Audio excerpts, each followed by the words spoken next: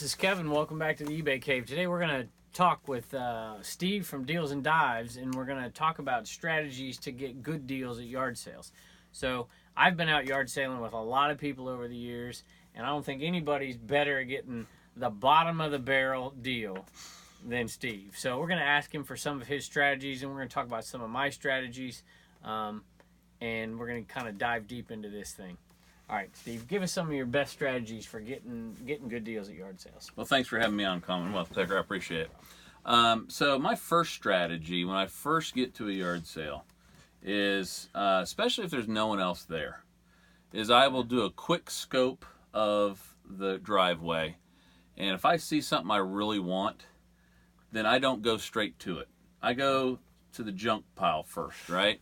And then I don't show a whole lot of interest in that item. Right. And sometimes I'll look at it, I'll put it down, I'll come back around to it, and then I'll start asking questions. That's one. Don't show too much interest. All right. So my second one I do very well is plead dumb. I come by it naturally.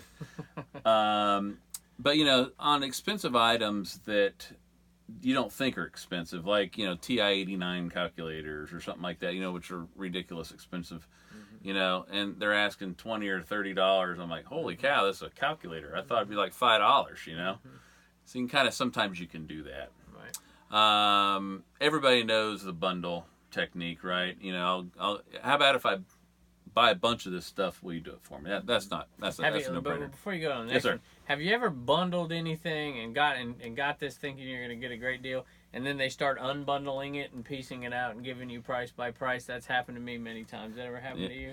Not too much, to be honest with you, but yeah, I can understand that'd be frustrating. Will you bundle before you start to bundle? Right? Yeah, exactly. All right, what else you got for me? And what I hate is, they have $1 a piece on something that they got 40 or 50 of, and then they go start counting them. I'm like, come on, dude, let's just move on. But my one, probably the best piece of advice I have is don't ever give them a price. Okay. So hey, how much are you asking on this? Well, make me an offer. And I'll give you an example. I went to a yard sale a couple weeks ago, and there was a rainbow vac. I'm sure you've sold those before. I've got 3 of them right now. I just sold one for $350. Oh wow, nice. So it was upside down in a tub, and so no one knew what it was except those who have sold us. Those of us who have sold it before. And so I said to the guy, I said, "Hey, how much you want? How much we want for this vacuum here?"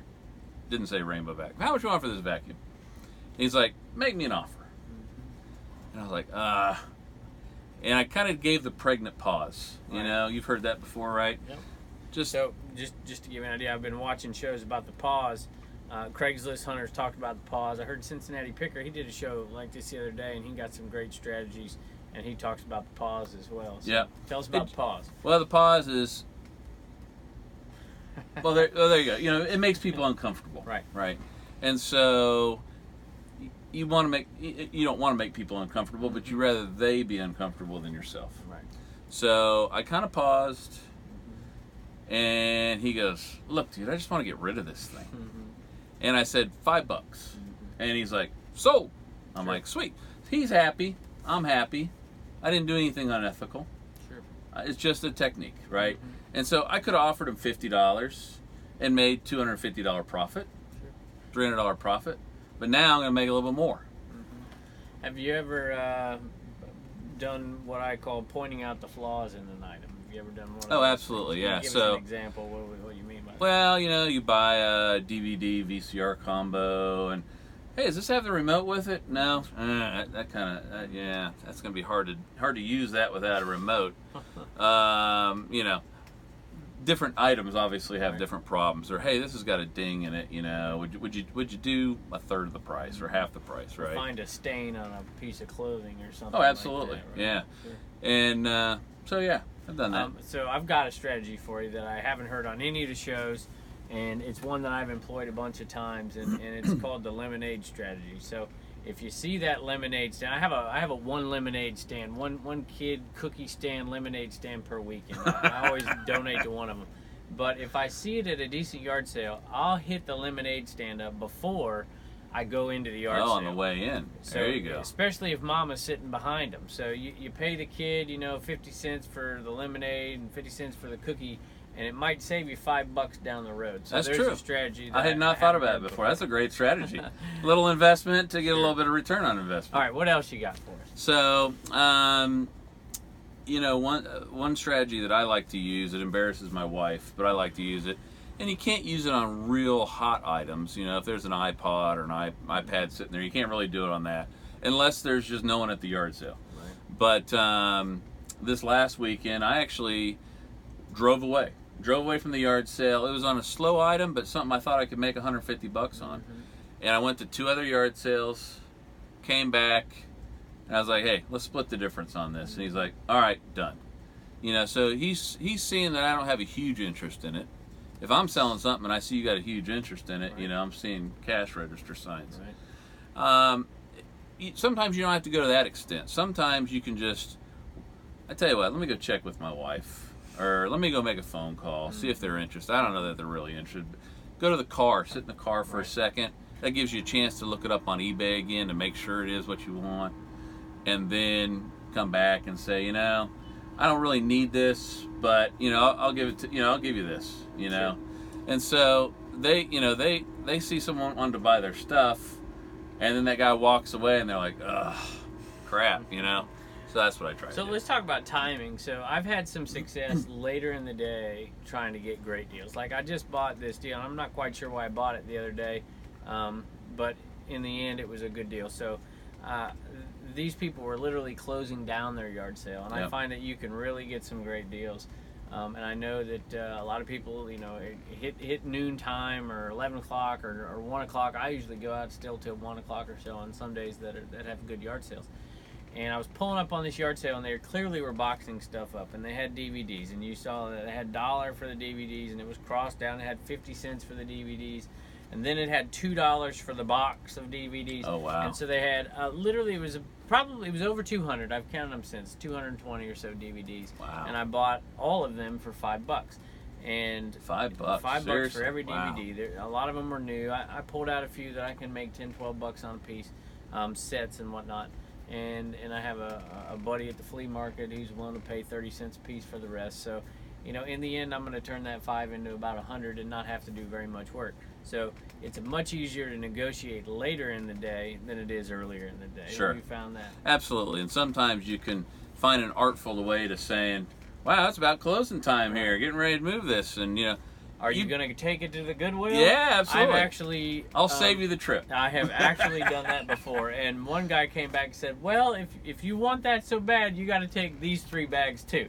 And so I took a whole bunch of stuff to And the you probably Goodwill made some money off that stuff too. No problem. But yeah, you have to be delicate on the way they do that. But you'd be surprised how many people tell you, I'm just going to donate this. Well, in a minute I'm going to ask you if there's any more strategies you have, but I want to ask you a question first. Is there any ethical issues you run across? When I started doing some videotape with me yard sale, and I started wondering to myself, you know what, I'm not telling the truth a lot of times. I'll tell people, hey, I'll take a picture of this item and I'm gonna send it to my uncle, or I'm gonna send it to somebody, and I'll send it to my wife, but in reality I'm just taking that picture, getting the specs on it, and going back to the car and looking it up on eBay. Do you ever find any ethical problems when you're out trying to get a deal or trying to negotiate or buying something?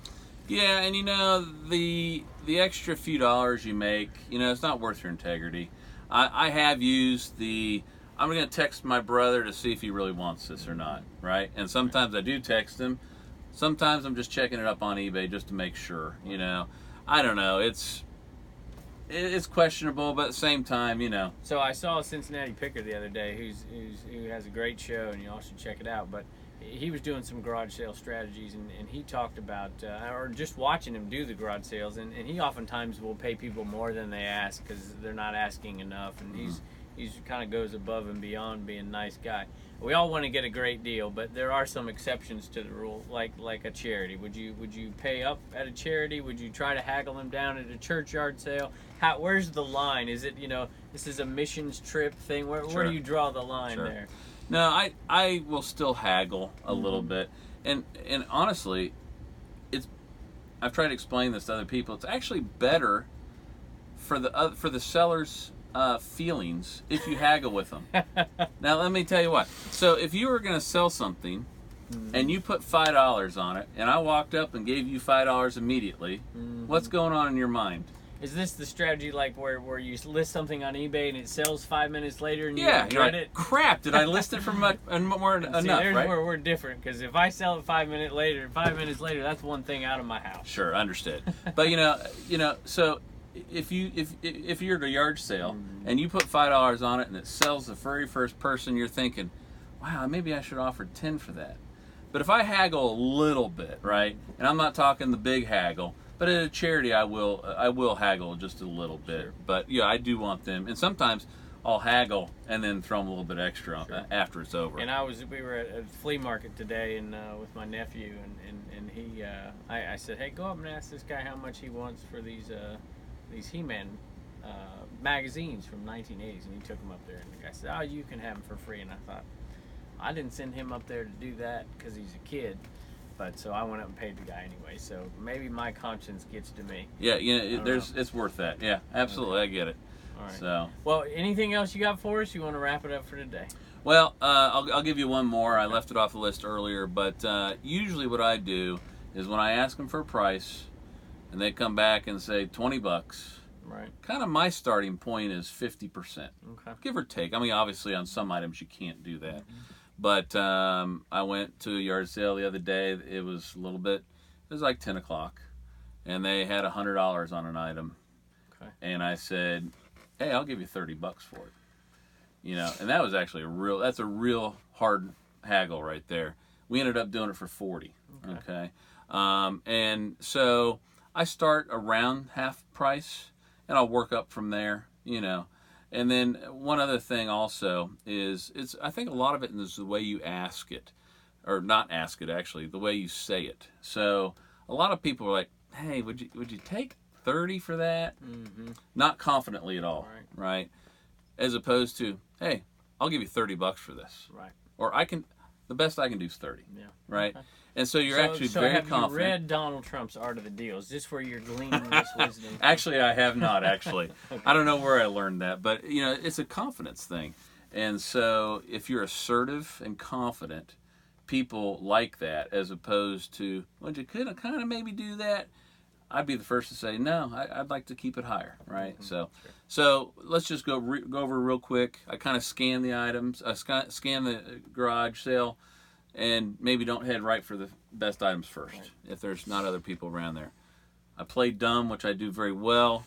And another thing is, what's the story about this item? Mm-hmm. And you'd be surprised how many times they tell you, well, it worked up great till about a month ago, or whatever. And so you get to know a little bit more about the item. Start around half price, bundle the items. Don't give them a starting price. Make sure they give you a starting price. Okay. And then finally, be able to walk away. Okay. And sometimes that's walk away for good, and sometimes that's walk away for 5 minutes. Sure. And come back and get a better deal. Well, thanks for joining us. And thanks for having me on the show. Steve's going to start up his own channel here soon. So would you tell us the name of your channel?